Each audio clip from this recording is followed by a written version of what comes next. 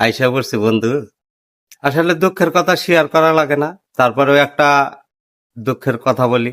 গতকালই 1.5 দিন গেল, ভুলবশত আমার ফোনে মিনিট ছিল না, আমি কাউকে ফোন দিতে পারি নাই। কিন্তু এতটাই বেশি খারাপ লাগছে, আমার বন্ধুদের মধ্যে কেউ আমাকে একটা মিনিট ফোন দিয়ে জিজ্ঞাসা করে নাই যে কেমন আছোস। সবাই জানে মোটামুটি আমি একটু অসুস্থ। যাই হোক বন্ধু, বিষয়টা কি ভালো হইলো?